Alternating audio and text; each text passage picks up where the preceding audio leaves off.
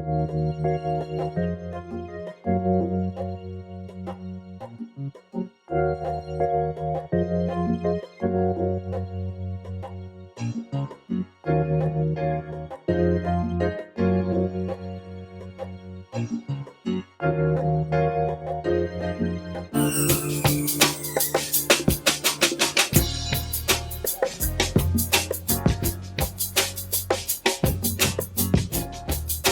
I have any technical difficulties, y'all could just let me know because we are in dealing with technology. Y'all have Pro Tools. I'm quite sure y'all computers have froze up and everything, spinning wheels and all that. So pretty much, which y'all probably already know, Pro Tools is a DAW, a digital audio workstation that is used for, music production and creation.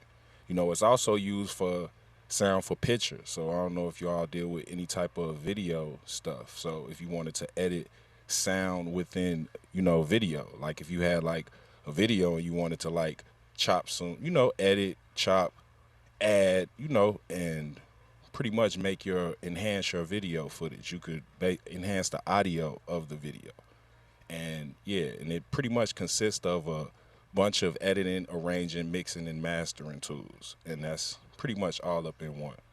Like you say, and it's pretty much worked off of PCIe cards and the onboard DSPs. Which is kind of what your computer is doing, like it's processing that. So a little history, kind of taking it back. Pro Tools been around. I mean, it came around in '91, but it was first started as sound designer for Macintosh. They was actually they did the EMU emulator. If y'all familiar with any of the old school like sound modules and stuff like that, that was initially what Pro Tools was for. Like sound designer was the original name. And then, in '87, Sound Designer 1.5 came out and they enhanced it with Sound Accelerator, which kind of have the modern day editing features that we all know and love to use.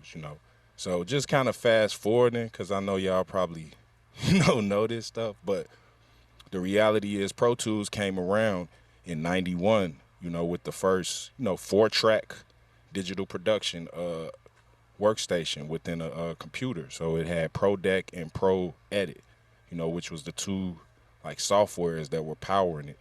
And then when Pro Tools 2 came, it basically merged all of that in one to what is we know as modern day Pro Tools.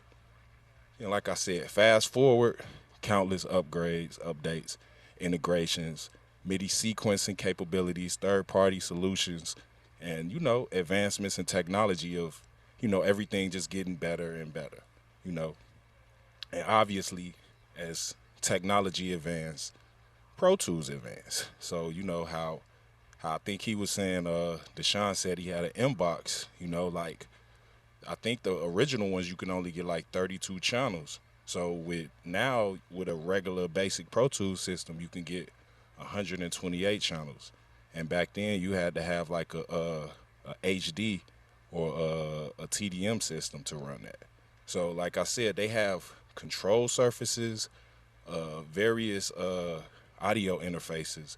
Like back in the days, excuse me, back in the days, more of the audio interfaces were kind of tailored towards whatever specific program. So like Pro Tools, they were making, they had like the 002s and the inboxes and all that stuff. So now with technology, not Avid, Universal Audio, and some people y'all probably have like a what's this Scarlett, something like that. But when you're dealing with the digital audio workstation, it's based on the sample rates, So that's basically is sampling the incoming audio, and that basically means that it's cutting the audio in several thousand slices per second, and it's storing them as streams of data. So you kind of see what it says. So I don't really want to get into all the super technical stuff, but yeah, that's that for y'all. And pretty much Pro Tools is based off of non-destructive editing, whereas you're basically recording stuff and it's not erasing the original file. Like you're actually, you could manipulate the same file and then create a new file from it, and that enables you to play it back on the software and it's storing it on your hard drive. So, and your computer is built off your system resources. So if you ever seen this and your memory is like up to 84, your system probably just crashed. And if you look, you only have like four CPUs. I mean, on this example, if you have multiple things, as far as like your CPU processing power, like your quad cores and all that stuff, like you'll end up having more CPUs for it to where it could work off of, or like you can't see it, but right here, what I'm touching, I have a universal audio DSP accelerator. I actually have two, so it's pretty much, you know, doing kind of like I don't know. It's quadruple in that, you know. So, but this is basically the resources that your system runs off of. So, depending on your computer, excuse me, depending on your computer, that's going to control how many tracks you have, how many instances of plugins that you could run, and it's pretty much you could do like a test as far as like if you find like a plugin that's very like data heavy, like you could kind of just like put a bunch of them on, like see how many tracks you could load, if it's like say I don't know, like a Wave CLA or something, like a super one. Like just put a million of them on, on a plug-in. I mean, on the track, and just kind of see, how many you could go with. Because if say you have like a 32 track session and you putting, multiple ones on there, and just kind of seeing, and I'm not saying like the same ones because you could bust it out like different presets, you know. But yeah, the system resources is what pretty much controls, But your yeah. What you say? don't pretty much the that's what the interface does. It takes some of the pressure off the computer, right? If you got the universal audio, it does because they incorporate like how I was saying. I have the DSP accelerator. Most of those, well, not most, all of them. The Arrow has a single core, so that will get you so many. I think the twin has a dual core. Then they have a twin with a quad core. I have, I got two. You can't see it; it's off screen right here. But I have two 8Ps, and they have a quad core. So that's like what 8 core, and then I have a octo core and a quad core. So yeah.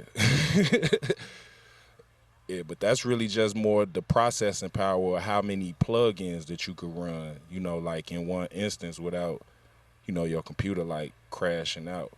I'll show you once I load up the session, like you'll kind of see what universal audio plugins are working versus the native plugins versus, the regular Waves plugins.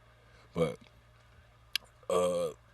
Pro Tools is comprised off of sessions, and I kind of try to tell people this is the way your session should look. Like I have countless people like send me sessions and they don't look like this. And usually if it don't, look like this, it's gonna probably, have some problems because usually the audio files might not be connected with the actual session, and I'll show you all a way to save that when you load when you go to save your session, because you could basically create a copy and save as in a whole new one, because sometimes your system might be set up to not, if say you drag a file from somewhere into Pro Tools and it's not set to say I came in and gave you my flash drive with the music on it and you dumped it off, and then I left, and then now you loaded up to mix it, and it's everything is grayed out, so you would have to like create a copy To whereas, if you see the audio files folder, that's where the actual files will be. But since it was set up like that, you would have to just kind of make sure every session that you have kind of looks like this. Like as long as it has the session and the audio files in there, session file backups, you will have to set that within your preferences. You know, it'll save like every 5 minutes or however, in whatever increment you set it to. But yeah, that's the session setup. And then, like I say, let's just get started. Pro Tools 101. I have a session that I'm gonna just load, but most of this stuff y'all kind of know. So it's like I might just kind of just get straight to it. So y'all know the interface, which is pretty much the edit window and the mix window. And it's pretty much comprised of, the edit modes, zoom buttons, editing tools, the counter display, transport, timeline tracks, and the automation. And I'll kind of get into all that once we load the session, the mix window, you know, track list, channel strips, instrument view, inserts views, sends view, routing and automation, the pan pots and the channel faders. And I could share this PowerPoint with y'all as well. And the various tracks types, you got audio tracks, MIDI tracks, instrument tracks, aux tracks, video tracks, master fader tracks, and the VCA group tracks, which is a new one, but I'm not sure if y'all mess with those, but kind of could group a bunch of different levels, kind of like bussing, like with a analog console. But yeah, for the most part, like I say, those are the various track types. Like I don't know if y'all like make beats within Pro Tools, but you definitely can. Like I don't, but it definitely has the capabilities of doing it. Like I definitely know how, because I actually worked in the MIDI lab when I went to college. So we pretty much used to, you know, make beats in Pro Tools like all day with like Reason and Sample Tube and Sample Tank, all the stuff that people are using now. But back when I was doing this, sounds was like, just getting to where they at now. But like I said, the various tracks are these, but the most frequent ones that you all are commonly using are audio tracks and hopefully aux tracks and the master fader, hopefully, just to kind of get an overall balance of your track. But like I said, once I get into the sessions, we'll see. And this was what I was saying earlier, dealing with the AAX plugins, because once they switched, I don't know when they did it. It was maybe about 5 years ago when they up to maybe from Pro Tools 9 to 10, when everything was like Pro Tools HD, when everything went straight to 128 tracks. They allowed you to be able to get the 64-bit. It basically worked within the 64-bit system, but it replaced all the old plugins. So if you had like plugins that actually worked on your system, you know, chances are they probably didn't now, and they obviously were doing it for the reason of people like cracking plugins and stuff like that. So the difference between these, just to kind of share with you all, the AAX DSP is just really to take advantage of the DSP power. Excuse me. And those are found on the HDX cards, which is the other, the top of the line system, you know.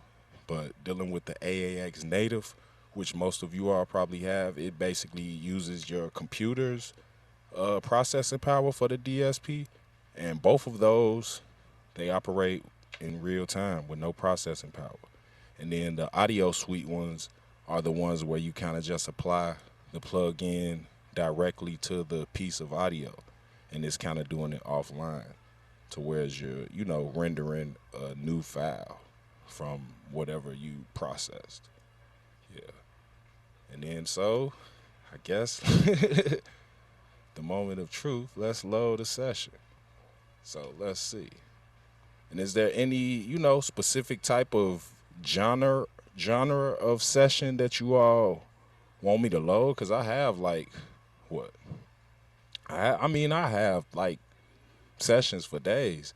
But like for the purpose of kind of showing you all something, like I think I have like, you know, I have like about four or five. Like I have one kind of electronic with most of them. I have two multi tracks and I have two that are just like, two tracks. You know, one is kind of like something that's produced and two tracked, and one is something that's like that an artist came in and they did it off of YouTube. So I just show them to you, and you all can let me know. I'll go with the first. Let's see. I'll go with the first one. And this song's got some cursing in them too. So we all adults. Just wanted to forewarn you all. Uh, let's see. Probably load the what's the name? My ears can't take no cursing. Okay, well you could just filter it out. You gotta put an EQ on the cursing. I don't know what frequency it is, so you might you gonna have to figure it out. But nah, this one don't have no cursing actually. This is like the pop one, you know. But y'all could, let me know. This one has a lot of tracks. I don't know if you all deal with stuff with a lot of tracks, or I know Brian said he dealt with rock bands, so I'm quite sure he's dealt with a lot of tracks. Uh, Yeah, I usually most bands that I work with, I deal with about roughly about 40 to maybe like 80 something tracks. yeah, totally. So yeah, that's what I was saying. Like a lot of people kind of when it comes to that type of stuff, a lot of people kind of don't really know because like just really dealing with like just say the studio, most people just come with a two track. Like I tell them like YouTube is their producer. When they come in, I'm like, where the music? They like go to YouTube. So it's like it's only like one track of the music and however many vocals that they're doing. So, like I said, I have an example. I believe this one has. I'll see. Looks like about 30 something tracks. I can't really see. Let's see. Let me just stop my share. So here, let's get into it. So with Pro Tools, right? It seems that most people are using it maybe for like live recording and not music production, or they either bring you some tracks that they already made, maybe from another platform, and you import it and then mix and master it. Yeah, I know.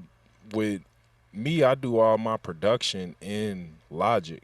And then just kind of bouncing back, into Pro Tools, that's kind of where I finalize stuff. But it really just kind of depends more on preference, because if, you know, like say I produce, so I produce within Logic, but at the end of the day, like, it all really just depends, like if I don't feel like exporting it out to like Pro Tools, I'm going to just do everything in Logic, like it could kind of to me it could kind of achieve the same thing, but it's more so really what you're looking for, you know. But yeah, I'm gonna play some of this. This is kind of like I said, the pop song. I think her name Jamie. She left. She keep bouncing back and out. I was trying to, cause it's more dudes in here. I was trying to play the song. Yeah, she's back. Yeah, this song might help you out, Jamie. This is a pop song. It's from it's kind of like I forget the artist name, Melanie Martinez or something like that.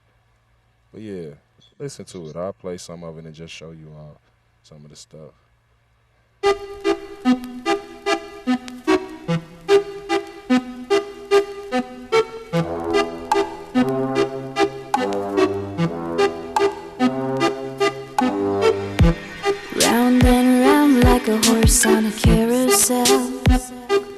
we go? Will I catch up to love? I can never tell. I know chasing after you is like a fairy tale, but I feel like I'm glued on tight to this carousel.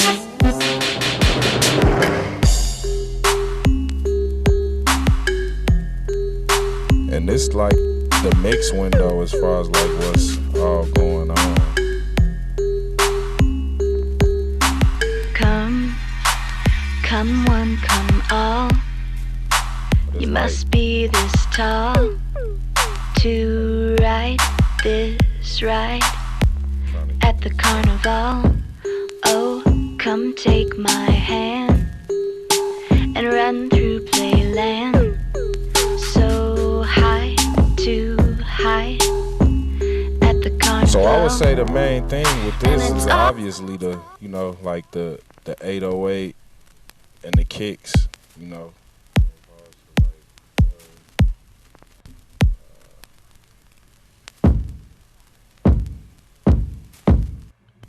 And you say this one was not produced in Pro Tools; it was produced in something else. You just kind of brought Yeah, it into Pro Tools. yeah, it was just the audio, you know. Like I just got the audio and just did mixing on it, you know. So just really, you know, to kind of just show you some of the stuff that's on it. It's really not a lot on it, you know. Where's this track at? Hold on, let me. That be the thing when you got all the tracks. You kind of gotta have the track management, and I don't really have like I don't do all the color coordinating and all that stuff. You know, a lot of people do it, but you know, the reality is, you know, as long as what's coming out the speaker sounds, you know, good. That's kind of really what I'm like aiming for. But really, just kind of just listening to like the bass and the kick. You know, that's kind of what I would say. A lot of people the first thing that I really try to attack when I'm working on anything is like the bass. It really depends on the music, you know, because if it's like a acoustic piece where the guitar or like if it's anything like urban or like like pop, the the bass is like kind of the most important thing, obviously the voice, but that's gonna be what's next. But it's like really more so just getting the kick and the snare and the drums, and the bass to like sync, so I would just say just listening to those from just a little loop from right here. I don't think they actually set it to a 4-bar loop.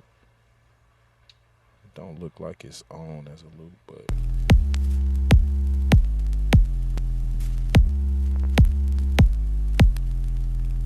it's just really, getting the punch, and just really like if you was to kind of look at the chain from what I have on it, like I'm basically using, and the thing with this, I'm not using like stock plugins. That's the difference with, like, I guess the difference between Pro Tools and Logic. Like I could achieve a lot of stuff in Logic with the stock plugins.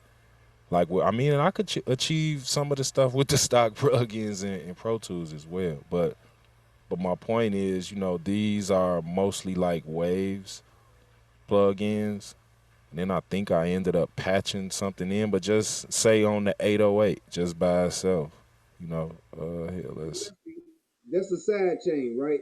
Nah, it's not even sidechain. This is just this is a compressor.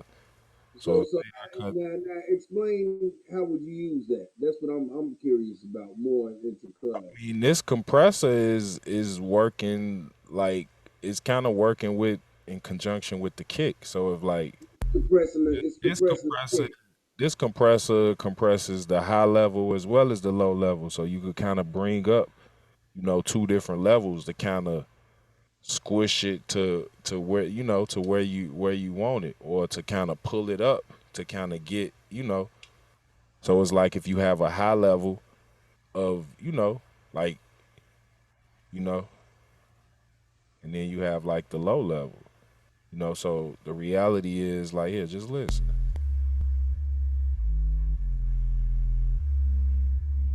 know if you could hear it. I don't know if y'all listening in monitors, but I got my monitors on. then once I put the R bass on,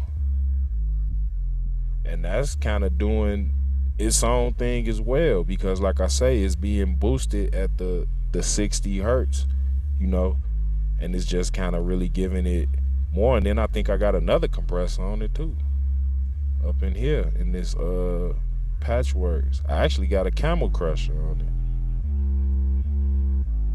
That's really what's giving it like that super, you know. Now, who makes Camel Crusher?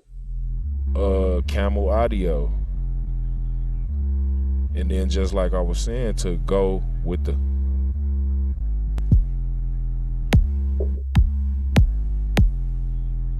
like, you just kind of want to be able to hear it. I think, like, not to exclude everybody, but when we was working on the track the other day, and like when your kicks was like super loud, and I'm like, man, cut it down. You know, like, you kind of want everything to have its own space, so it's not fighting. Yeah, that's like, yeah, you want it to thump. You want your kicks to thump, but you want them not to be like we Want people to feel that 808, because the 808 is, you know, what's gonna be, you know, that low frequency, you know. And the 808, I mean, the kick, you just really kind of want to feel the punch of it. And I mean, and that's really more, I mean, this song kind of ain't really, you know, like doing it, because I'm kind of like, you know, pushing. So this is what's on the kick. It's actually a Renaissance bass that's actually pushing it up at 47, you know, 47 hertz, you know, and the intensity is you know, -4 dB. But at the end of the day, that working in cahoots with, you know, this compressor is kind of, you know, giving it, you know, just a little, you know, you hear the little boxiness from the kick, you know, but this like a pop song. So that if this was like some trap, you know, that would be more, you know, it would be more of a, you know, more of a thump with more like quick attack, you know. So like the whole thing is really just depending on the song, you know. So here, let me throw this one in. But the whole thing is just kind of messing with getting the drums and everything to the right level. And it's not a lot on here. It's a compressor on this snare, and the snare is not even playing right here. Let's see. I gotta hit play right there. You see my computer still mess up too. But but it's kind of like different variations all throughout the song, you know, that kind of give it like this kind of crazy feel, you know. Like if I just start bringing stuff in, it's not like looping on like a good loop point. It's actually 4 and 1. Let's put it at 4.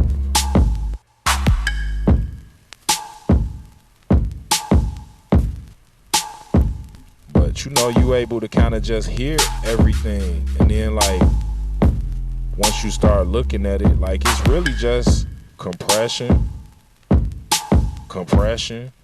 you know. I mean, I got like a little bit of reverb and stuff on here, compression and EQ. That's kind of like the main, you know, elements of here. And then if I was to kind of go down to the buses, like it's various stuff on the different buses as far as like with reverb and stuff like that. But it's kind of subtle, you know, like, because I kind of got it busting sin through here, you know. So like if we go to that snare, there's actually some delay on that clap and stuff right there. But the whole thing is just really like kind of trying to feel around for, you know, whatever sound you're trying to get, like EQing and compressing, but you know, having like your main like reverb and stuff, as far as like your reverb, your choruses and your delays and, you know, stuff like that, to whereas you could just send it on the fly to everything. And then if I like start bringing more of the music, even though this song doesn't have a lot of music, but you notice that a lot of pop stuff and a lot of music doesn't have like a lot of music, you know. So if I was to like bring it back and just kind of let it play from a certain part.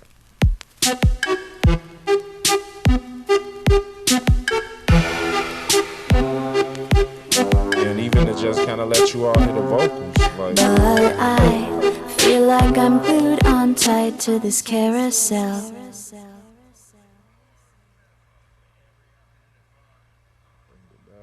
Round and round like a horse on a carousel. We go. On that. Will I catch up to love? I can never tell.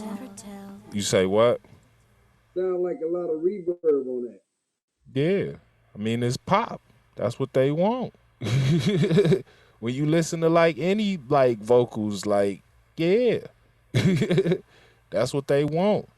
But it's a lot of plate though, you know. And I'm using the basic D verb, you know, with a large plate, you know. That's pretty much it. And then if you was to look at the physical one, I'm sending, and I'm not sending a lot, but I'm sending 21, you know, negative 21. Like I could load up like a session and just do some stuff and show you like the buses and sends, but it's really just kind of like getting the What back. is that you using right there? What is that that's on the screen? It's just D verb, the regular, the avid, you know, like R verb and D verb. Okay, regular Pro Tools. Is that's stock? Yeah. Hey, I I use don't a mess couple well. stocks. You I got a use 10. the stock delay, and I'm using the stock reverb. I got a gated verb on here too, you know. And I also use Maxim as well. Like that's another one as far as like just kind of getting, you know, it's Wait, kind of, these are all stock? huh? You say what? Those all the Maxim. Maxim is as far as like if you got Pro Tools. I don't know you if it come with Pro Tools free or Pro Tools first, cause like come on, well I'm I on never still on Pro Tools 10. had. Yeah, but I'm just saying like the Maxim.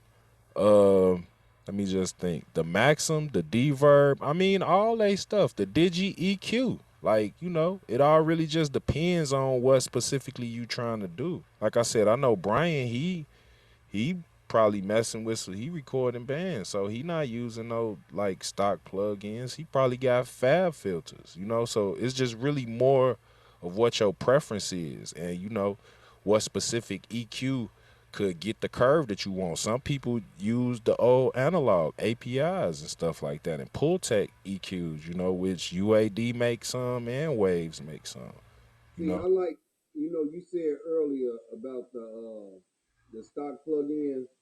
I like the stock plugins with Logic better too as well. Yeah. I think 'Cause they I make them mean, more. you could just get started, you know. I would recommend I mean, I really recommend Logic for production. Like I use Logic for production and I use Pro Tools for recording and mixing, you know. But if I gotta record in Logic, so be it. I mean, I didn't use Luna, you know. Universal Audio got their own like software, so I didn't use that. But I was gonna say it's a stock delay on here. Like if you listen to the vocal, it's a delay on it, and that's stock. You know, Round and round like a horse on a carousel. I hate the delay. We that's go. without it. Here you go. This without it. Round and round like a horse on a carousel. That delay We bring that reverb out strong. You say what? That delay make that reverb real strong.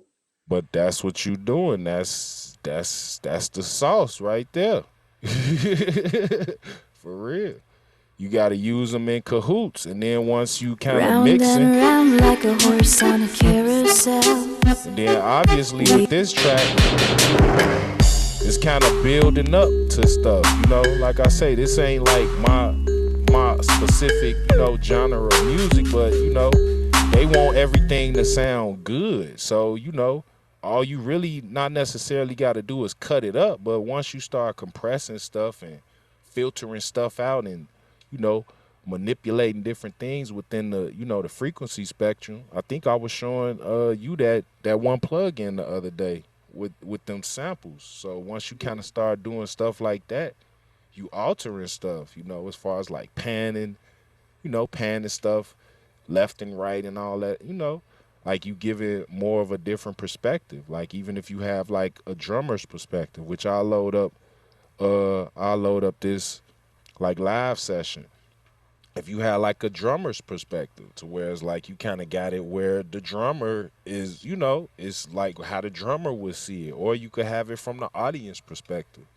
Like when you mixing, like you really putting it out there, and whatever crazy that you do, like it might be great, you know. So yeah, here I'm gonna let I don't know. I'm gonna load up this other one, but it's really more so. Let's see.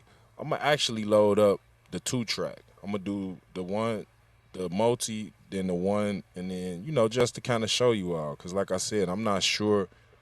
Brian is the only person that has said that they doing like a lot of super multi tracks. So a lot of people might not be ready for that. This is kind of like the 101 class. It's like 40, but nah, it's only like 35. It's actually only 30 tracks on here. 5 auxes and the master. So at the end of the day, like most people think it went out, but most people who kind of really messing with Pro Tools, they kind of really starting out and doing it with just getting beats off of YouTube. If somebody, who like plays guitar, like I don't know if any of you all play instruments or stuff like that, because I could definitely show you all stuff like that. No, Deshaun, you got the mic right there like you at your podcast. So, you know, like you could use Pro Tools for a podcast, as far as like just getting the overall Right. balance right. Like my second, both of my podcasts I recorded in Pro Tools. But the second one, we kind of did it more like, we could have did it a lot more efficient, but like I did it more like live news, to where it's like we were taking audio clips from videos, and I would bring it in Pro Tools, and we would be talking about it live. And sometimes, he would keep talking, and I would have to like keep moving the audio file over, because we would basically talk about whatever audio file we were gonna play. So like I said, it's multiple uses out of Pro Tools. It's just Right. more so just finding the niche that kind of work for you. It's like, Cubase. I started on Cubases, which was pretty good, But at the end of the day, like I really didn't know what I was getting into. So this is like a session that I did, I don't know, probably like sometime last year. But it's all kind of the same thing, except I'm not using like a lot of buses and sends. And that's really what I would say is kind of, to me, that's what I say the difference is between me like working with, people like that have a lot of music, or people that just come in with, like a 2-track. And then I could just, I would put all the plugins like directly on the thing. So I'll play some of this and y'all let y'all hear it. And then we'll just kind of get into it. But listening to it, like when I listened to it earlier, I would mix it totally different. I would put more reverb on her vocals and, kind of just really get it, But let me know what y'all think. I'm going to kind of cut this L2 down some, because I don't know how it's.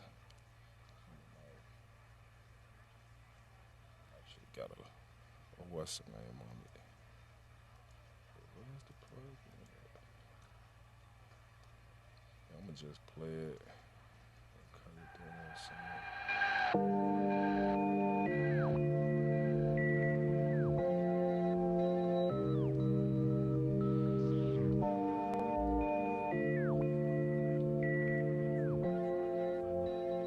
Danny E.B. Tracks. That's another thing. Like when you get tracks from like the internet, they always gonna have their name. My in it. nanny And you for can't. your love.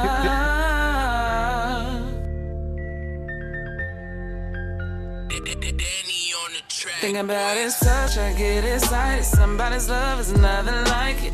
When I need it, you be needing more.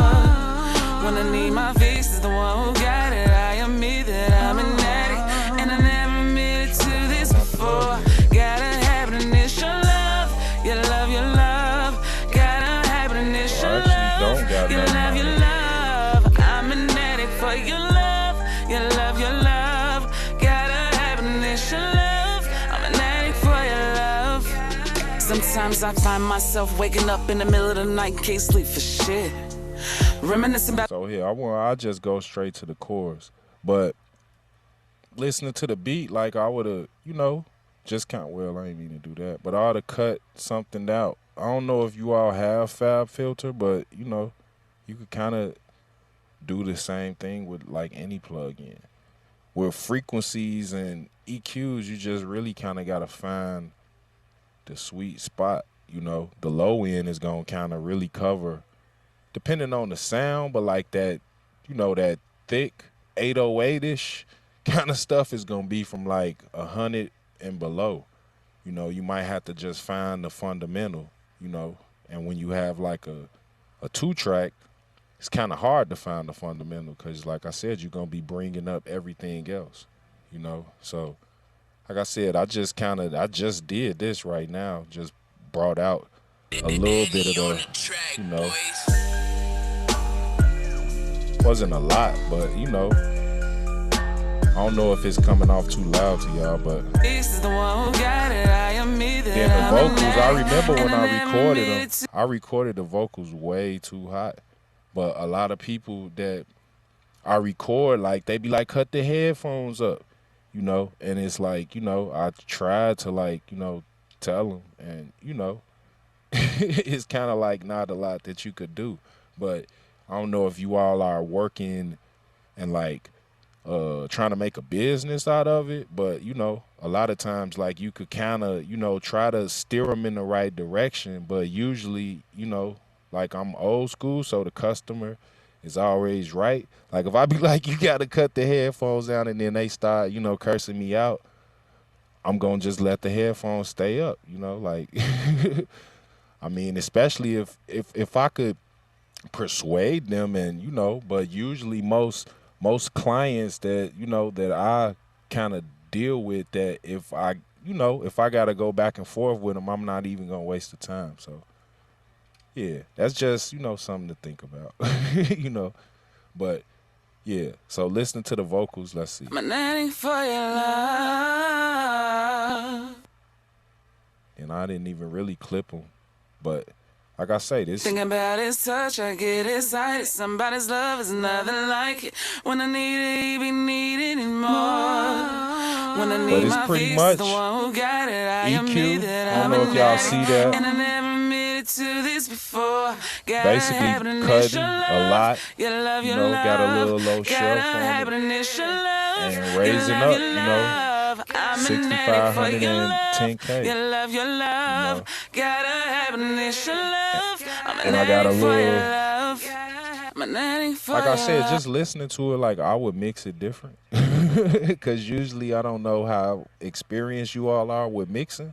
But I know in my experience with mixing, the mix is never done. That's why, if you were like signed and like had deadlines to deal with, that's when it's done. That's why I don't really put out music all the time, because it's never done. Like, I did 17 different versions, because I don't like the way one word sound, so it's just really all about trying to figure it out and achieve the sound that you're looking for. But like I was saying, I ended up using this LA 2A. This was the Universal Audio, and speaking of Universal Audio, I'm gonna load up this system usage. Can y'all see that? The thing with the what's the names? Yeah. I should The have, meters. huh? Y'all see the system usage thing on the Yeah. track or not? Y'all do? Yeah, we see it. Yeah. Yeah, I'm gonna I'm play an the addict track. for your love. But you see how it has 4 for mine. Think about his touch, I get excited. Somebody's love is nothing like it. When I need it, he be And it's taking up a lot of my memories. Like, this is pretty much where you can see what's going on with, your session, what I was saying in the system resources. But if you look, it's really eating at my memory. Like, you see, my processors are not doing nothing, so really and I got 32 gigs a minute, which that ain't nothing, but still, Like that's killing that, you know. So at the end of the day, like Which the one is that, Wesley? what the Which one universe. which one running taking up the process power? No, I'm saying my memory is I mean, what's taking the memory up? Pro Tools. But I thought you were saying a particular plug-in pulls a lot. I mean, all of them, just Pro Tools in general, eating my memory. The plugins not really, because it's not really doing nothing on the disc. Because most of my plugins, I'm using like the UAD stuff, and then like just kind of dealing with, you know, I'm using a Pro Q, which is the Fab filter, and the Waves de-esser. I'm using well, that's universal audio. Most of them are universal audio and Waves, but the fact is, like, I'm a load it up on another track. But my point was, it's not eating my CPU. Like, if you look at it, like if I just press play again, like it's really only eating at my My name memory. for It's your not stopping, you know. love. But That it's window up. you say what? How do you pull that window up? Oh, you go up in, you pull up, go to window and go to system resource. I mean system usage. Okay. It's right here. I don't know if you see my window thing. But yeah, that'll kind of, tell you where you at. I used to have to, because at one point I had a Pro Tools HD system, but that's another story. But like they kind of sold it to me when they was finna make the new ones. So it wasn't like as fast. So I used to have to keep this window up all the time, like for real. And with like I used to max out my HD system, and that's when I used to kind of do a lot of, bus and seeing like situations, But then once my computer got faster, I kind of fell back to like this method, But I kind of me personally, I mean, it's all really preference. But if you have like I'm gonna load up another session. I didn't even play much of a song, but anyway, if you have like a session with like 40, 50 tracks, then obviously you can't put a plug in on every channel, because if you putting a compress on and an EQ on every channel for 30 tracks, that's 60 plugins, you know, and it's gonna be pretty, glitchy. So I don't know if y'all also know about the if you go up here to your playback engine and like when you recording, you kind of want to have the samples at 32, and then when you mixing, you will have the samples at 1024, or really the high you want to have it at the lowest for when you recording and at the highest for when you mixing, and that'll kind of help with your buffer rate, and that's basically them 32 samples is just is resampling itself at a lower you know at a lower rate versus the 1024 and all that is going provide latency, like you could hear latency when you mixing, but you don't want latency when like you recording, so that's a fun fact. you know I know at one point they had, is it still up here? Yeah, they had the low latency monitoring, and a lot of times it would always cut off, and like I wouldn't know, somebody, excuse me, they'll be in the booth and they'll just start talking about how it sounds like, you know, like it don't sound like me or something, So it's just like kind of just really knowing that's what the problem is. Something as simple as cutting the low latency monitoring off. And if y'all don't know, I don't know the textbook definition of low latency, but I know it's when it's pretty much repeating itself back, like it sounds like an echo, you know.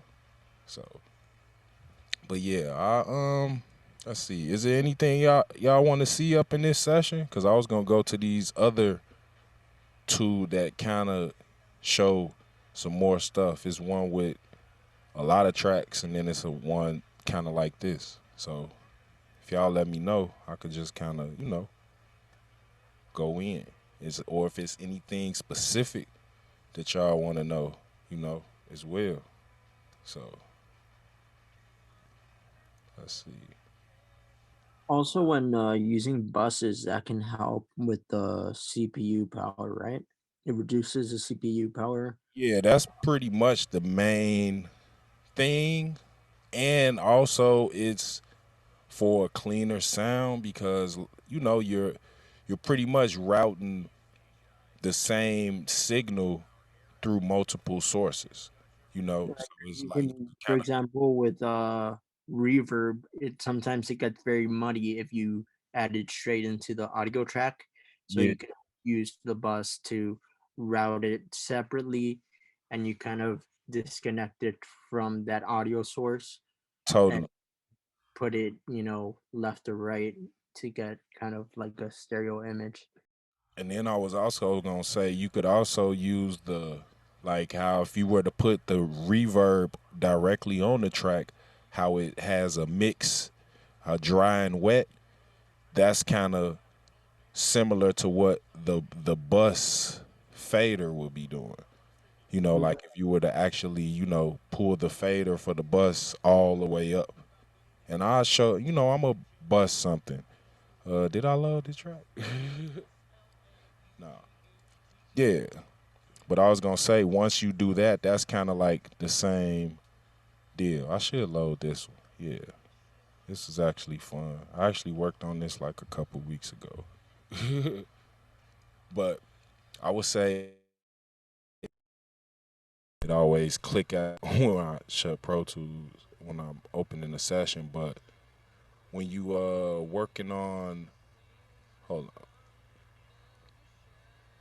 But yeah, I was gonna say when you working on, you know, uh, just multiple like obviously vocals. Like anything that you're gonna run across the same, the same sort, not necessarily the same source, but multiple sources. You know, you're gonna obviously end up saving processing power, but you're gonna get from what I was saying, you're gonna get a cleaner signal path from the plug-in or the effect into the vocal because like I said, putting it directly on the track, you directly affecting it. So to kind of get the balance, you will have to use the dry and wet. So by using the bus, it's automatically giving you the dry and wet because once you pull it up, you know, it's basically dry. The more wet you make it, that's pretty much your fader. So you could kind of just put like a taste of it in there, just to where it's like people just hear a sprinkle of the reverb, but like with the pop stuff, it's gonna be like, you know, all out super, like 80s reverb, you know, for real. Let's see. I think the session loaded. Yeah. And this is speaking of the 80s. This is a song from the 80s as well. And it definitely has a lot of reverb on it. Like everywhere. Let's see. Hold shift. I never did this. It's showing multiple windows. I don't know how it work. Can y'all see both windows or what? Or maybe I gotta bounce back and forth. Can y'all see that too? We seen it when you switch like that. So y'all see the It's on mix the mixer this on now. the edit and now it's on the mixer. Yeah. All right, cool. Yeah. All right, bet. I never did that. I seen it before. I just never did it. All right, check this. Check this one. And then I'm gonna show you. This one actually has a lot of plugins. I'm gonna cut this L2 on. I don't know if y'all use L2. I'm actually about to do a video on my 5 favorite plugins. This is one of them. For real. You can kind of just balance anything, make it louder. I mean, waves louder too, but I don't use that like that. But here, just listen to this. This is Love is a Battlefield. You probably heard it before.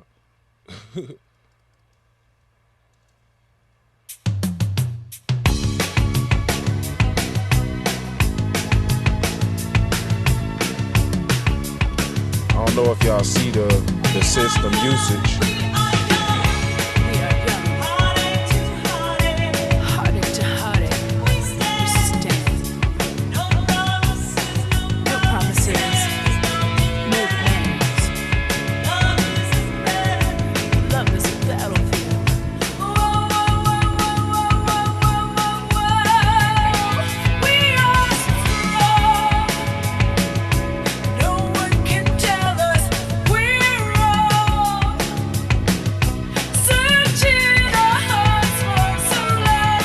Let it go to this one part.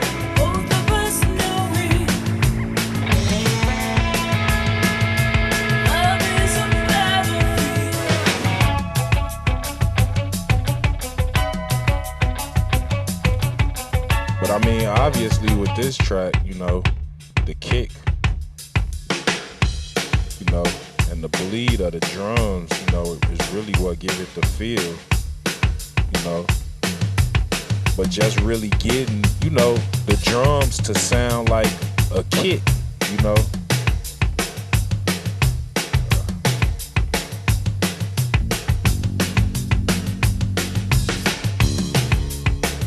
So that's just drums and bass, you know.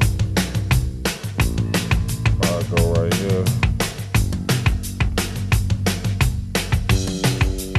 Then just going back like I was saying, for the most part, I got R bass, you know, as far as like really punching the kick. You know, it's no 808, but you know, where's the bass?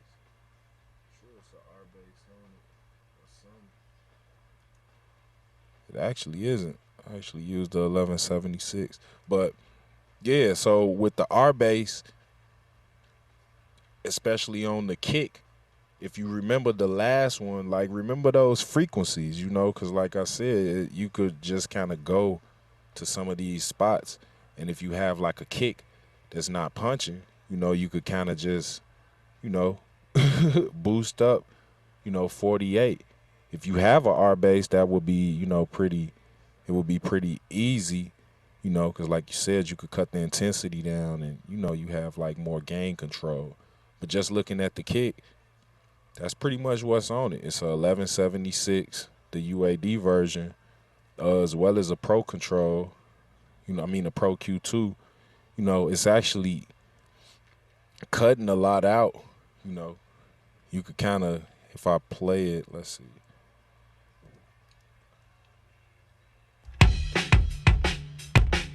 So if I was to bypass, it sound real punchy, so it's kind of more giving it more control, like it's knocking this low end out, you know, so the bass could kind of live, and it's kind of, you know, the little low, I don't know, it's not a shelf, but basically the curve of the EQ, you know, is really giving it the shape, and then, you know, topping it off with another compressor to kind of really get it right. Then you hear the bleed and the snare, you know, in the kick drum. Then obviously hella reverb, you know. But this the 80s, like I was saying. Reverb like the 80s. You know. Excuse me. But if you was to look at it, you know, like I said, it's the same set.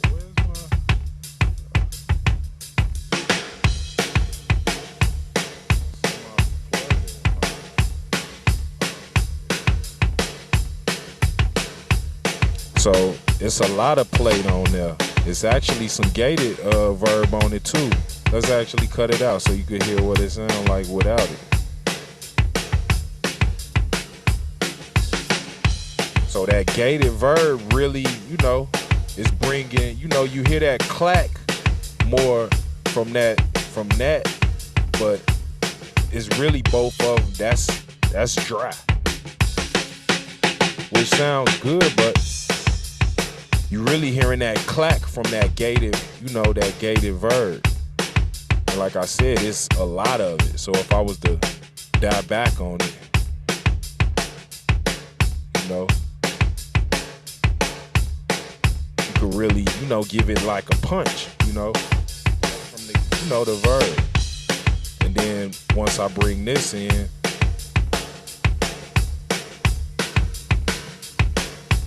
and then just really, with everything else. This is stuff that you kind of just hearing in the bleed, but it's kind of blended. So, like at first, when I used to mix drums, I used to try to, make them as clean as possible and try to gate all the sounds out and get the kick out, get the kick out the snare drum, get the snare out the kick. I don't know if y'all do that, but like dealing with like a lot of, like CLA, like if y'all know him, like I could show you his plug-in, but like, like I didn't like met him and like talked to him and his brother, like about stuff like this. So like they saying like, you really kind of, the bleed is what's gonna make it sound more natural. Like if I was just, you still hear where's the, and I don't even have nothing on the room track. But like I said, normally, so here, let's just see. Let's cut that off.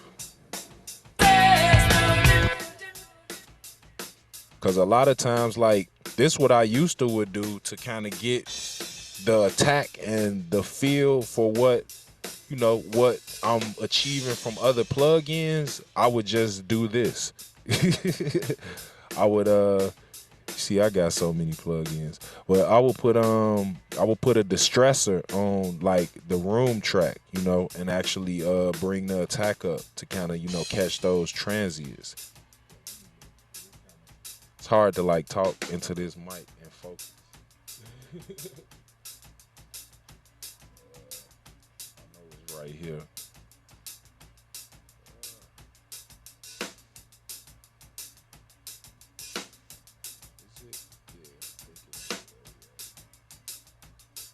Yeah, I don't know if y'all got some of these plugins, but they make similar emulations, Like I said, and it's just the room track, but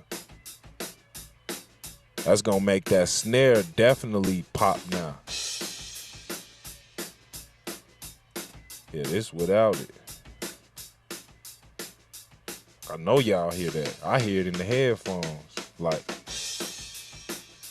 and then you more blending that with all the drums. So if I was to,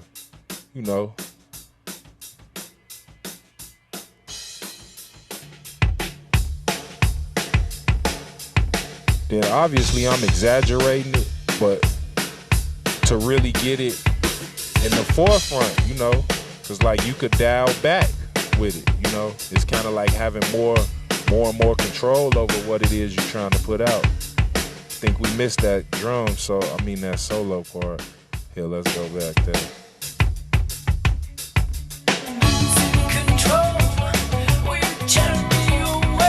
Let's play that.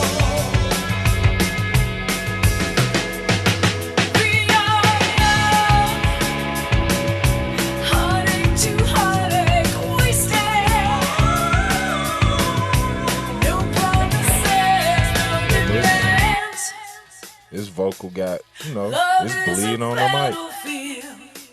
But this vocal, is kind of pitched out a little bit. Yeah, so No one can tell us same delay, lot of reverb.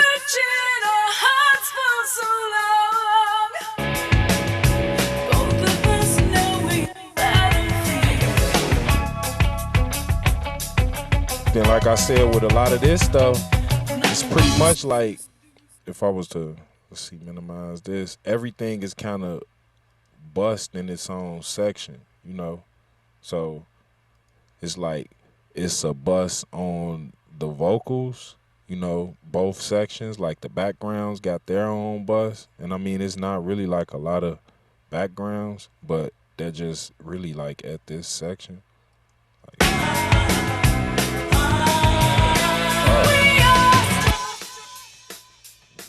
Shit, loop.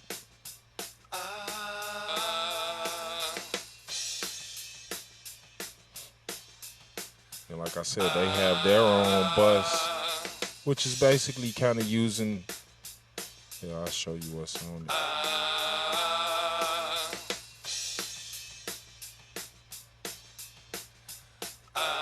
Is using just a compressor and an EQ.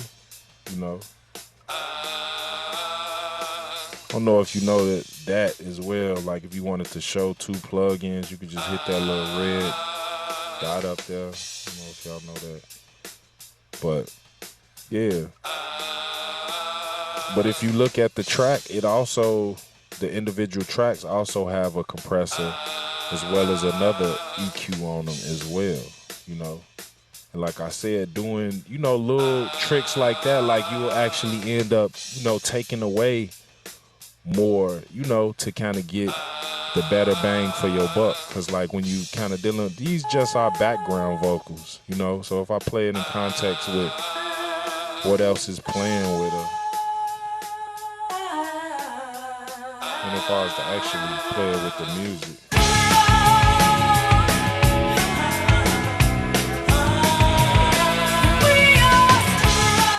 And like I said, they more playing like in the background, you know, because everything don't have to be up front. So the reality is more of, whatever it is that you feel as the producer or as the engineer or even the artist, what you feel needs to be showcased. I feel you should, you know, highlight it, as far as like with definitely addressing it with, EQ and compression, you know, reverb to make it, big and like stand out. Cause reverb is more just a room effect, you know, and it's kind of, just giving it just a little bit of sauce to kind of make it, pop out a little more. And then when you're dealing with the compression, you kind of really just bringing it to the level to where it's going, every word and syllable is going to kind of be the same, you know. And then obviously a de-esser as well, but it really just depends on, you know, the source material. Most everything won't probably need a de-esser, like if you recorded it right, depending on the microphone. Like this a dynamic microphone. I mean, I got like syllabus in my voice, but at the end of the day, it's all really how clean you trying to get it, and kind of what I tell people all the time, like, I'm faced with this all the time, is it's either being quantitative or qualitative, Like you got to think of the end user, especially if you're using Pro Tools, you got to think of the end user and what will be what will be the medium in which they listening to your music. Like I could put all these plugins and then go and put a Abbey Road tape plug-in at the end to make it, really make it super sweet. But if they listening to it on their phone on a busted speaker, it kind of, I won't say it defeat the purpose, but it's just really more so knowing, referencing from various sound points to know, what the reference would be. Like, okay, if I don't know who you all listen to, but just say my favorite producer is like Dr. Dre, so say like if I listen to some of his stuff and then like even just say like Curtis Mayfield, that's my favorite musician. So say like Curtis Mayfield and Dr. Dre, and I know what Superfly sound like, and I know what, I don't know, G Thang or something sound like, and basically if you have this reference point, you could kind of just listen to, like any music and kind of just, see what it is that you trying to achieve. And then like they got plugged, like I ain't even get into the isotope stuff. Like you could kind of, like side chain your mix to they mix, to kind of like, really, you know, get yours up to that level. So it's just really like dealing with the sonics and knowing, what the sound is that you're trying to achieve. That's why I was saying, like, if you know that they listening to it on a phone or they listening to it, on some crappy speakers, not to say you don't get the job right, but you might want to concentrate on your mixes on like a crappy phone versus, like I mean, I'm just saying not overall, but just in general, like you got to know your audience. Like if you're catering to, people that, don't really care about the quality, then you just want to actually put out content because they more concerned with the content. So I wouldn't like get too caught up on the quality because the quality gonna come. Because once you got content, you as an artist or as an engineer or as a producer, as a human being, is it's evolution. Like you gonna listen and you gonna want you gonna want better. Like say you mix 10 songs, and people like them, but when you listen to them, you know, you gonna have your own perception of it, regardless of how whatever. So at the end of the day, I would say just kind of try to gauge. Uh, I guess try to gauge like a threshold of like greatness to be like like I want my stuff to sound like Quincy Jones or something. I don't know. Who people like follow or look up to, but like just say like thinking of like younger engineers like right now, like say Leslie Brathwaite. Like I know he mixed a lot of Cardi B, for real. Uh Chris Lord Algie, he come on.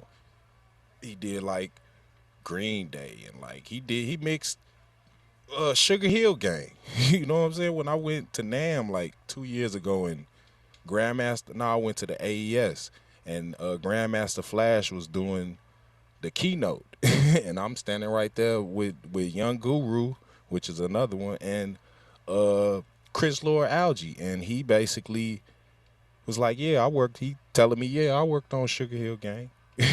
you know. So it's just like, looking up to certain people, like Googling them. They're definitely worth a Google if you don't know who they are, and just checking out their work. Alex Toomey, like if you listen to like a lot of like South trap music, like I don't know who all is on the call, but Alex Toomey, he did all the like Young Thug and like, pretty much Migos, like all anybody in Atlanta, like for real. He did it all. He worked at Dallas Austin studio. If you don't know who he is, he's worth a Google. You know what I'm saying? He did everything in the 90s, from like TLC to like, man, Michael Jackson. Come on, I mean, for real. So, just thinking, like just engineers, Phineas, he's not like a super engineer, but he's a producer. Billie Eilish's brother, you know. And I don't know if y'all making stuff like in the crib, but him and Billie Eilish made all they stuff in the crib, you know. She had a laptop, they used Logic. She had a laptop, he had a laptop. And they basically just, worked on stuff. So I would say definitely like try to follow some people who kind of got the sounds, and just if you use a lot of Waves plugins, look into some of those people like Manny Marquin, Jack Joseph Puig. That's man, I really need to link up with him, you know. Trying to think, Greg Wells, people they make plugins after. You might want to check them out, because like they're pretty much kind of breaking a lot of these processes down. Pensado's place, Dave Pensado, you know, definitely follow that show, subscribe to like Waves, their plug-in channel. Let's see, I'm actually load up this other session. Yeah, it's actually a song that I did. I'm actually gonna redo it, but for the most part, is yeah. Hold on. Yeah, I see Jamie know the song too. But yeah, I see you, Deshaun. We could definitely chop it up on the real. But I'm gonna get into this last song, and then yeah, I could share with y'all my contact info and all that as well. I'm gonna send out a email with the video, the slides, and all that stuff. Like it ain't. It's gonna probably come tomorrow. Like I ain't. I'm not like super unprofessional. I'm doing everything, but like I said, I have a grant that I have to finish working on, and it's due tomorrow at 5 o'clock. So as soon as I finish this, I'm actually doing that. And then I actually got piano lessons tomorrow, right before the grant is due. So yeah, I'm gonna go into this and show y'all this last little piece, which ain't really nothing. It's more so like I said, a song with the tracks bust, but it's something that is actually me, like rapper. I don't really be pushing a lot of me rapping, but I kind of wrote it at a time where it was a lot going on. Let's see. I actually have a few, but yeah, I'll let y'all check this one out. But yeah, I'll play like maybe up into the middle of the first verse, then just show y'all some of the stuff I did. Cut it down some too. They only care about the north side of downtown. That ain't surprising. The north side of downtown, who's struggling to survive. And meanwhile people dying. Now it's a stay at home or the goddamn lie. Time heals all wounds, but we running out of time. Cases going up, when did they decline? Funds is at a halt, can't get no job, no choice but the mass up, get out here and rob. Unemployment denied, plus EBT, my man say he got a lick, but ain't shit free. I know it might seem strange, the things we do to make some change. I keep saying I'm gonna change, holidays around the corner. But like I said, it's not a lot going on this one.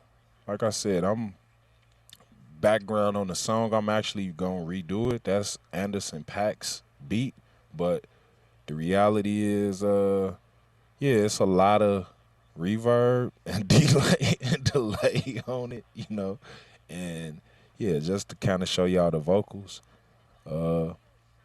Time heals all Kind of swag. Yeah, it's like I said, it's an Anderson .Paak track, but I'm gonna end up redoing the music. I just kind of put the track out while I did it, cause I was actually taking a songwriting class, and I wrote the song. I don't know how, it just happened, but yeah, it definitely stuck with me, cause like I say, out of the new artists that I follow, I would say Anderson .Paak is probably, between him and like Griselda, you know, they probably like the only like new artist that I'm like following, and I don't really follow a lot of artists, but like when he first came out, he was just, when I first heard Suede, you know, like I've been rocking with him for a while. Yeah, I know some people in this band as well. I actually met the Free Nationals at NAMM last year. So yeah, but yeah, just quickly to show you all what I got on here and just to look at it. It's pretty much the same. Reverb. Yeah.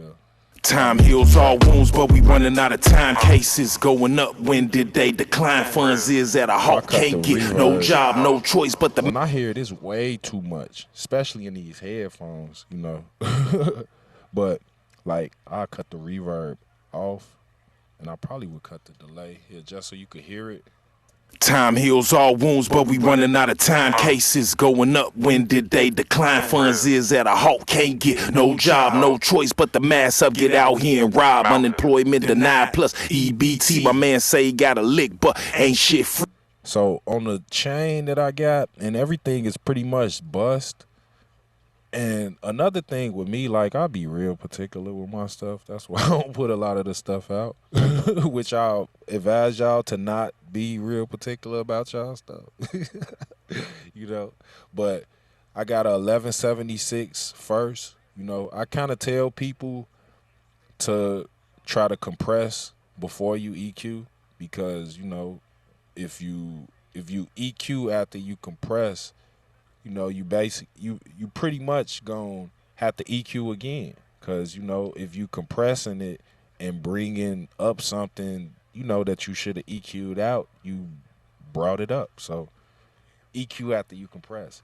And I would say with this one, I did a lot of little notches Like I don't know, I wouldn't recommend it, but I don't know if when you all mix, and this was my song, so I kind of didn't really treat it like how I would, treat everybody else stuff, which you all probably noticed if you all work on your own stuff. Like you might be more advantageous with stuff working on your own versus just going straight to the go-to EQ, the go-to compressor, the go-to delays when you working with other people. Like you might just end up doing more stuff. But yeah, I just kind of didn't really like these frequencies. Like I don't know, I could play it a little bit just so you could hear, but Time heals all wounds, but we running out of time. Cases going up. When did they decline? Funds is at a halt. Can't get no job, no choice, but the mass up. with these you actually could hear what's being affected. So I don't know if you hear it, but it's kind of like some little room Time sound. heals all wounds, but we running out of time. Cases going up. When did they decline? Funds is at a halt. Can't get no not a job, lot. no choice, but the mass up. Get out here and rob. Unemployment denied. Plus EBT, my man say. And then I'm cutting off like a healthy amount, almost at 100, to kind of just really make it smooth. And then you will more so add in the top end to kind of really brighten it out. And with I would say with EQing, you really just kind of want to like polish stuff and do more.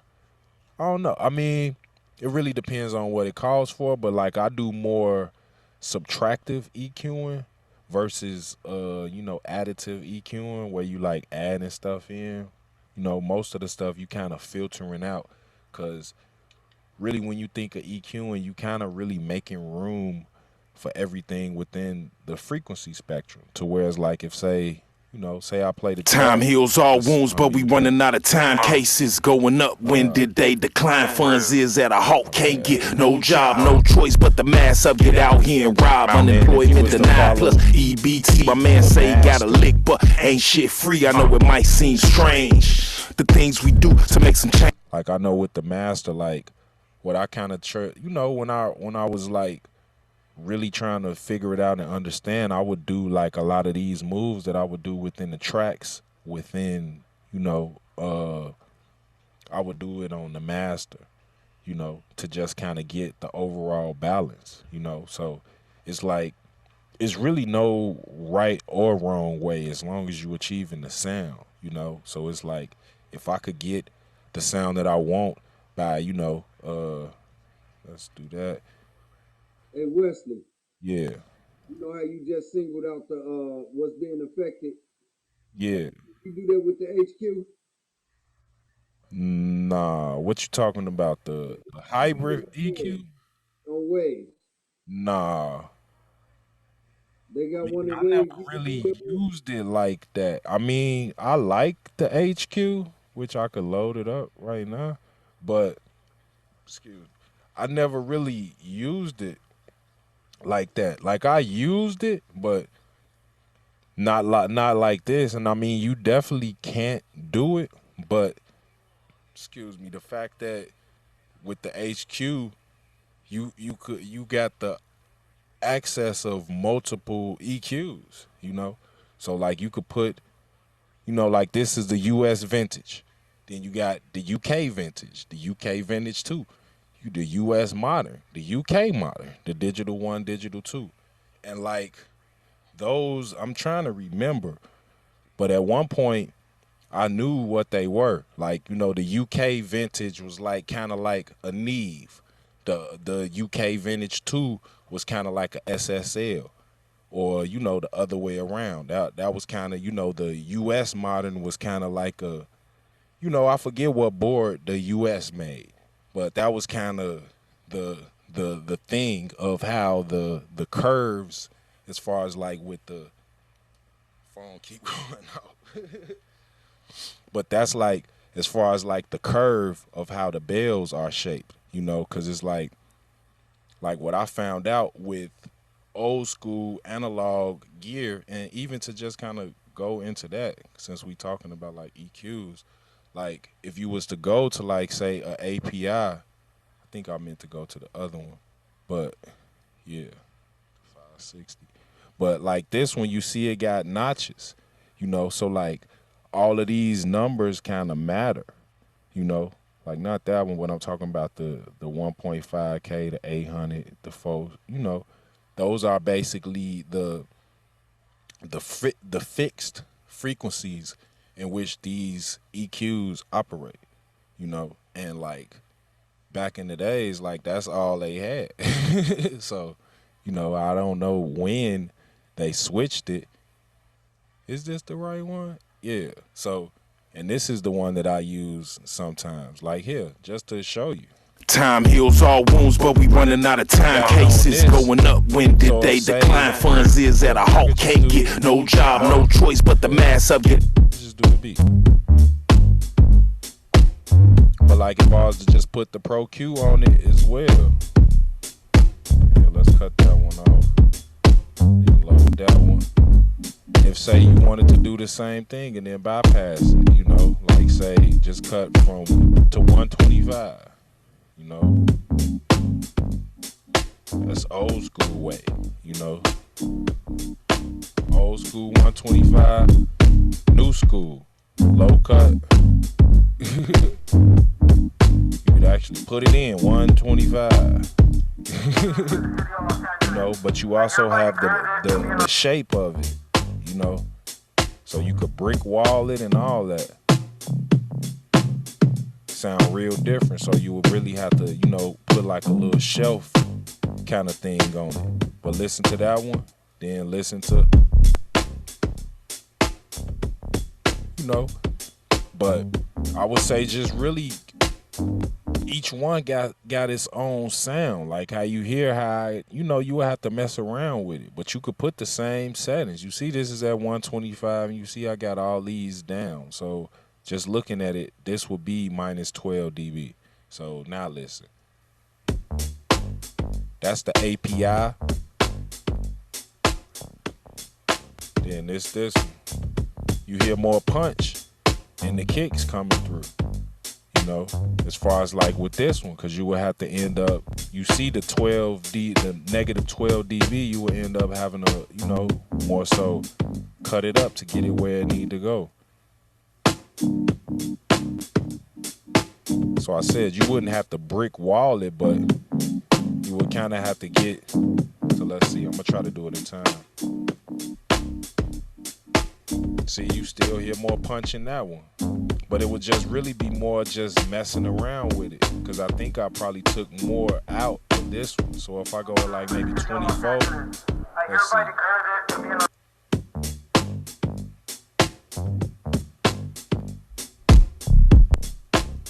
See, and they close. But like I said, it's really just messing around with it. Like, like now we kind of living in the preset era. You know what I'm saying? Like, for real. Don't nobody want to sit and mess. You know what I'm saying? Like, I don't want to see what negative 12 dB sounds like at 60 hertz, on every EQ that I got. You know what I'm saying? Like, that's how you going to achieve the sound, And I mean, not to say that that's what you need to do, but that's how you going to know the difference. You will know that, oh, this compressor reacts, like this, or this EQ reacts like this from like just messing around with it. And it take time, but I've been messing around with this stuff forever. So, and it's just really, you might find like you might be doing it one way for your whole, since you started.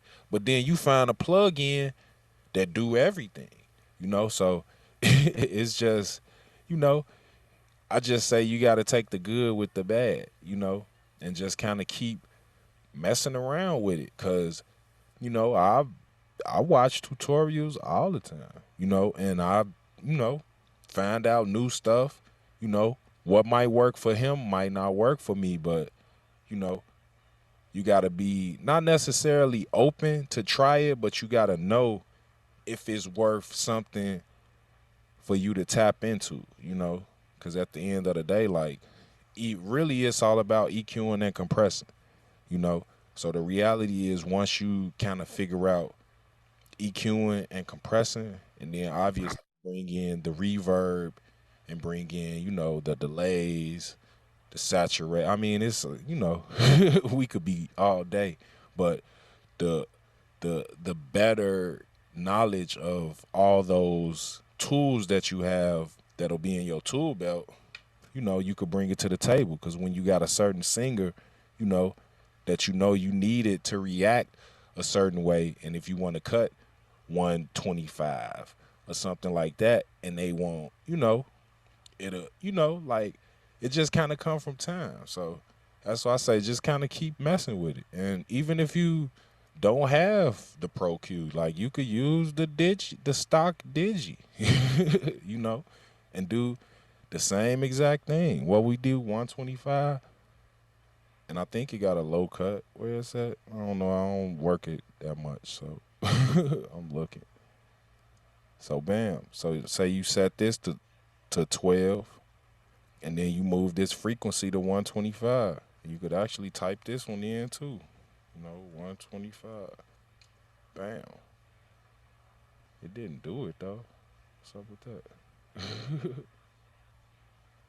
Let's see. No, I think I plussed it. What is it doing? Yeah. Let's just do that. That's the wrong one though. You did it on the wrong one. Yeah, I know. That's what I'm saying. I don't know how to. I don't work this thing. No, but I'm just saying, like to. You changed the input and the output level. That was the input you changed. Oh yeah, I don't know. I don't use this plug-in. I'm sorry. I'm not a Digi EQ3 expert. But nah, you kind of get what I'm saying though. Like you should be able to do it. Bam. Here, let me see.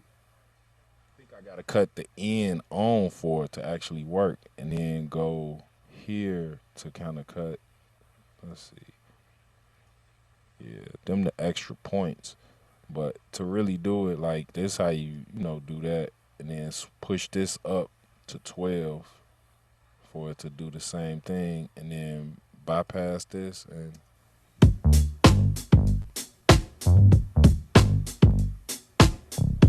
And let's see. They sound pretty similar, don't So that's the Digi version. they? The output is a little bit louder on the But that's what I'm saying. You could kind of go in and balance it out. Like if you cut your output down on the actual Digi joint, you know what I'm saying?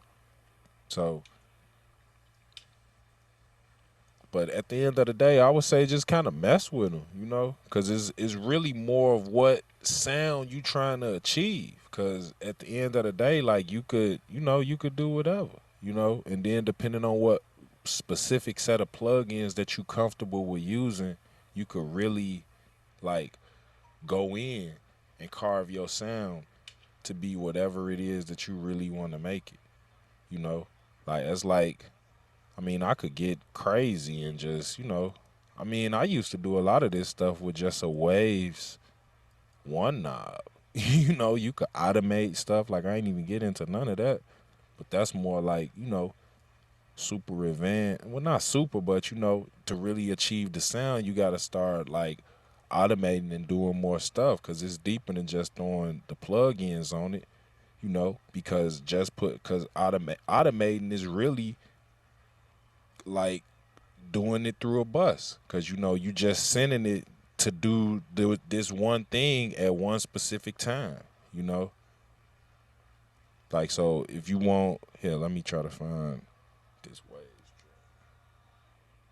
to look through these plugins and talk. There's so many. Oh, y'all see it. It's like I gotta like swipe through this boy. But say like the Waves one knob filter, which is kind of doing the same thing with the EQ.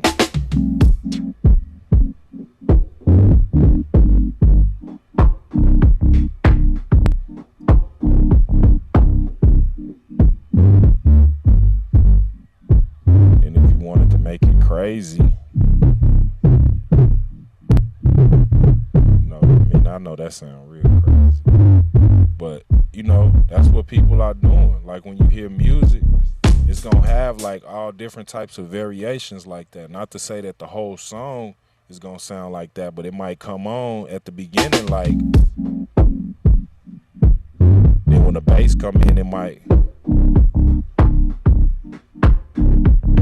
But this is something that they would be automating. I'm just kind of doing it manually by hand, but you would kind of go in here and like draw this in. You kind of like, where is that? Yeah, I ain't even gonna get into that, but but you could basically like draw that movement in, and it'll just kind of go up and down, you know, and do everything that you're doing. Yeah. 2020 down, speaking of COVID, heard they got vaccines now. Yeah. So to go back to my joint and keep this thing moving along. So wait, where's give me one second. Hey, what happened to everybody? I just looked up and realized we don't even want to Yeah, dude said he had to leave. I don't know. Brian left. Jamie is still here, which leads me to my last slide. I'm trying to find it. It's so hard when you like a one man show. I gotta do load PowerPoints and all this. Yeah, here we go. I'm gonna So, let you know I'm leaving at 6. I gotta go shovel snow. so do y'all have any questions?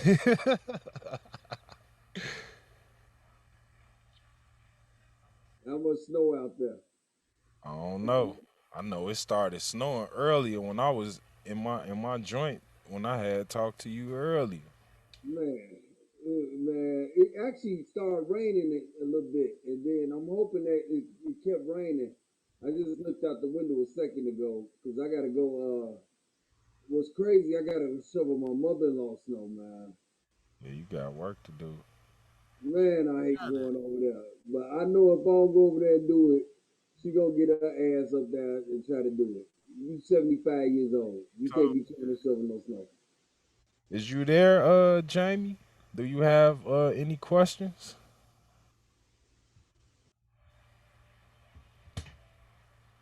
I hear you though, Marshawn. Well, yeah, like I said, well, I'm gonna continue with my spiel and rep, what it is that I do. Like I said, this was brought to you behalf of Chicago Artistic Alliance. You can find out more information about Chicago Artistic Alliance at chicagoartisticalliance.org. And our mission is to deliver arts awareness in urban communities to the target focus groups of low to moderate income youth ages 10 to 18, and we offer workshops, provide mentoring, youth outreach, and DIY training such as this.